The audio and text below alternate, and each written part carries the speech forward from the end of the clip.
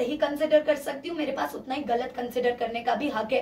तो ये जो एक वर्ड यूज हो रहा है कि आप बीच में घुस जाती हैं, तो ये मैंने कभी यूज नहीं किया। जब अंकिता जी मेरी और समर्थ की फाइट सॉल्व कराने की कोशिश करती थी, या जब मेरी और समर्थ के बीच में प्रॉब्लम होती थी, Ankita ji was always there to solve the situation की यार चल और ना बड़े बात। तो मैं उनके लिए भी ये वर्ड यूज कर सकती थी कि आप क्यों घुस रहे हो, पर मैंने कभी नहीं किया, क्योंकि मुझे इंसान के इंटेंशंस पता है।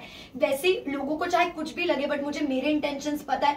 मैं विक्की भाई और अंकिता जी को बहुत रिस्पेक्ट करती हूँ, बहुत प्यार करती हूँ जेन्युइनली। तो मैं कभी नहीं चाहूंगी उनके बीच में इस तरह की मिसअंडरस्टैंडिंग। आपने ये भी कहा था अंकिता जी को अटेंशन नहीं मिलता है, या आपकी मनारा से आई थिंक सो कॉन्वर्सेशन हो रही थी कि अंकिता जी को अगर विक्की भैया अटेंशन नहीं देते तो वो इनसिक्योर हो जाती है। आपको नहीं लगता हस्बैंड एंड वाइफ में ये बनता ही है, क्योंकि मनारा उस लेवल तक ही पहुंच गई थी कि उनको टीज करे। आपने भी वहां पर वो कॉल आउट किया था वो चीज। डेफिनेटली मैंने बोला, क्योंकि ये मैंने खुद की सिचुएशन में भी कहीं ना कहीं फील किया है। इन समर्थ एंड माय सिचुएशन मनारा की चिढ़ाने की बहुत ही पर्टिकुलर आदत है, क्योंकि जब मेरी मनारा और समर्थ वर इन गुड टर्म्स, पर जब मैं और मनारा ठीक टर्म्स पे नहीं थे, तो हमेशा जब भी मैं समर्थ और मनारा अगर एक रूम में, तो शी मेड श्योर कि वो समर्थ को बोले अरे कितना अच्छा शर्ट है या क्या है, मुझे सुनाने के लिए। अकेले में वो कभी नहीं बोलेगी, मेरे सामने डेफिनेटली बोलेगी, जस्ट टू टीज कि अगर मेल पार्टनर से मेरी अच्छी बन रही तो फीमेल पार्टनर को मैं टीज करूंगी। तो मैंने यही बोला कि अंकिता जी का जो रिएक्शन है